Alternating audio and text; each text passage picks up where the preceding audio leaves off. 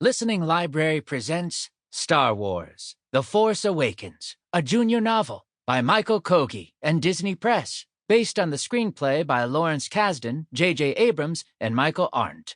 Read for you by Jonathan Davis. A long time ago, in a galaxy far, far away, Luke Skywalker has vanished. In his absence, the sinister First Order has risen from the ashes of the Empire and will not rest until Skywalker, the last Jedi, has been destroyed. With the support of the Republic, General Leia Organa leads a brave resistance. She is desperate to find her brother Luke and gain his help in restoring peace and justice to the galaxy.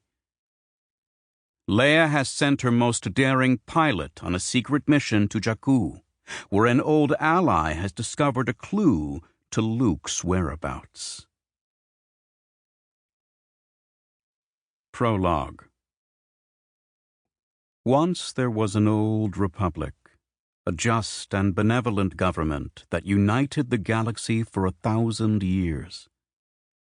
Under its grand democracy, peace reigned supreme. Science and technology expanded. New star systems were discovered and settled. The arts flourished. Citizens openly spoke their minds. A galactic senate was established, giving each member world a voice in the government.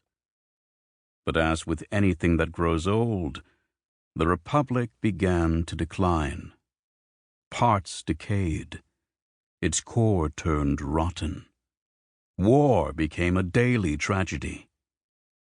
When the Republic was finally pronounced dead, it was already a faded memory in the minds of its former citizens.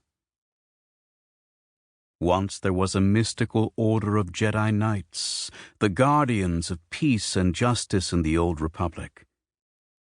Legends told that they possessed abilities beyond the ordinary, including powers of the mind, of invisible strength, of foresight and wisdom.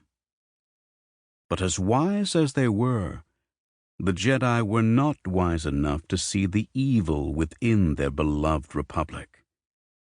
Those whom the Jedi had trusted as friends and allies betrayed and murdered them. Once there was a galactic empire, born from the ashes of the Republic, yet the opposite of everything for which the Republic had ever stood. This was no grand democracy.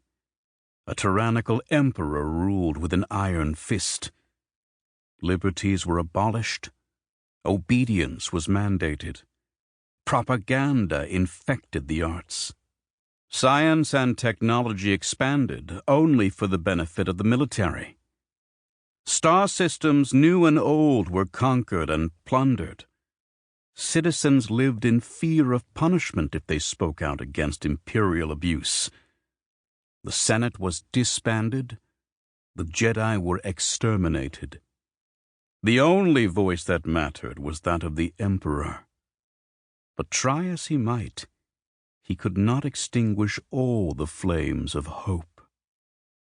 Once there was a rebellion, sparked by a passionate few who cherished the principles of the Republic and despised the Empire. At first it was a ragtag alliance of defiant freethinkers, maverick artists, enlightened nobles, and restless youths. It began its fight against the Empire unorganized, small and weak, unable to win a skirmish, let alone a war. Though the losses piled up and victory seemed impossible, these rebels did not surrender. They found hope in the heroics of a young man named Luke Skywalker. By learning the way of the Jedi, he helped bring an end to the tyranny.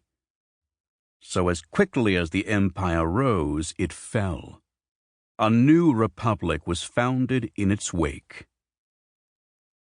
Once a war starts, however, it is almost impossible to stop. Such was the case when the New Republic struggled to keep the peace. For not all were swayed back to democracy. Civil war had hardened many hearts. Worlds that championed imperial discipline broke away from the New Republic and renamed themselves the First Order. Their goal was to destroy the New Republic and return the galaxy to the false glories of the Empire. But few in the New Republic saw the First Order as a serious threat. Those who did mounted a counteroffensive. Yet against the rising military might of the First Order, the resistance seemed too little too late. And the one who might have the power to aid their cause, a man by the name of Luke Skywalker, was nowhere to be found. Chapter 1. War was coming to the planet Jakku. Its herald was the colossal battlecruiser known as the Finalizer. It soared through the depths of space with little worry of ambush.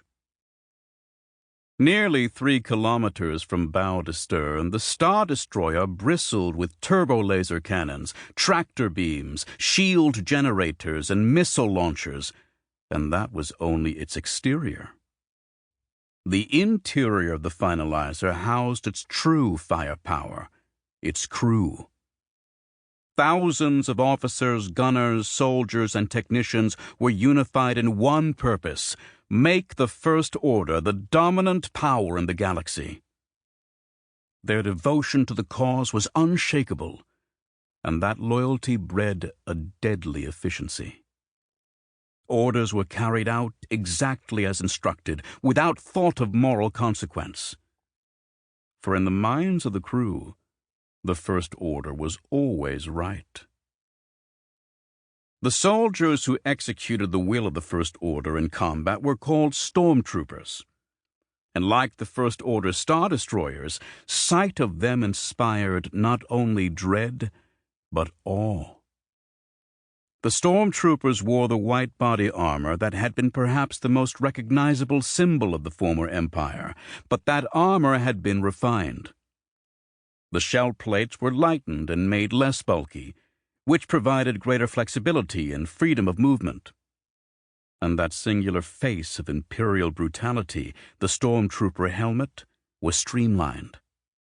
Its visor was elongated to permit a larger field of vision while still keeping its vague resemblance to a human skull. But these First Order troopers were more than just ordinary soldiers in terrifying costumes. It was their skill in combat that set them apart. They had been selected to join the ranks in childhood. The Stormtrooper Corps had become their family. Their alphanumeric call signs had become their names. Their training was so thorough, so disciplined that nothing frightened them. They would sacrifice their lives without hesitation. They would commit the unspeakable if commanded. Guilt never troubled them. The First Order was always right. Having recently been commissioned as a full stormtrooper, FN 2187 was eager to do his duty. FN 2187 advanced with his squad into a desert settlement. Most of the villagers had fled, though a few, dressed in not much more than rags, mounted a defense. It proved feeble and short-lived. For every shot from a villager's sporting blaster or slug thrower, the stormtroopers fired many times with their rifles. The first trooper to return fire was almost always FN 2187. His latest shot had downed a rooftop sniper. "Can you give others a chance, 87? Had that last target in my sights," said FN 2003 over the helmet's internal comms. "Why? So you can miss Slip?" replied FN 2199, who went by the nickname Nines. "Slip can miss all he wants," But I need a kill, said FN. Sample complete. Ready to continue?